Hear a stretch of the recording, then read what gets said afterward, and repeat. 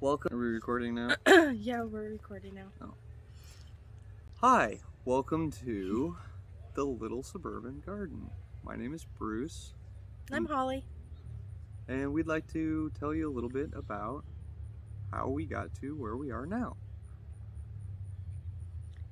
So I've been wanting a garden for years, and then last year COVID hit, and we found ourselves having a lot more time at home, along with having a little one in the house, and finally just decided to let's do it. Yep, and last year we started with the Horseshoe Bed. So let me tell you a little bit about that. So what we started with is what we're looking at right now is what we call the Horseshoe Bed. It's got two 2x6s stacked on top of each other to give us a foot tall. It's 10 foot long on either side with 8 foot wide. And then we got these two trellises. So we needed to have a fence to keep the animals out, rabbits, especially our dogs. I wanted to at least start with a simple gate, so I've got this thing here, H for Holly, for my wife.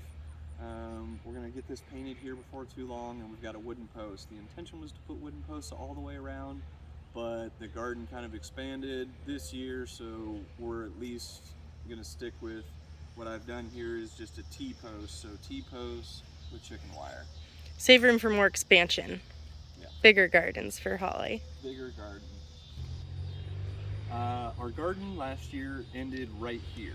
This is the line of demarcation, so to speak. We used to have what we've got right now. It just stopped right here. And so this was what we had last year. The other thing that we added to our garden last year was this mulch. I wanted to separate from the grass that we have here in our neighborhood. And well, we've got, as you can see behind, a little bit of an electrical pole, and this right here is a tree line, and they came last year and trimmed it all up. And I asked them politely to drop a truckload of mulch in our front yard. It was so much mulch. It took us like 4 days to move it while it was raining. It was 4 foot tall. It was about 4 foot wide and 6 foot long. It was a lot to move. We were hurting. So we wanted to not water our garden by hand. And in order to make a change, we did the soaker hoses, and we also added a few splitters out here so that we could get to all of our garden.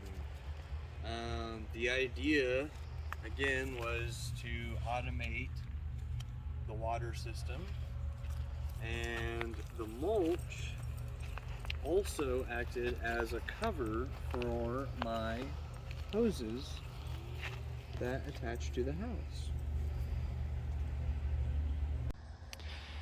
Coming into this year, we added these 4x4 beds. I took a 4-inch by 4-inch posts on either side. I cut them to about 2 foot and added these corrugated roofing panels. And then we also decided to add these lovely cattle panel trellises. We wanted to optimize the space in our garden by making it grow vertically.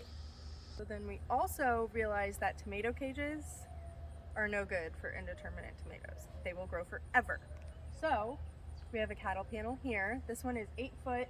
You can see we staked it with the T-post. The other ones here, they're 16 foot. And so we have this for my lovely wall of tomatoes. I'm Bruce, and thanks for growing with us at the Little Suburban Garden.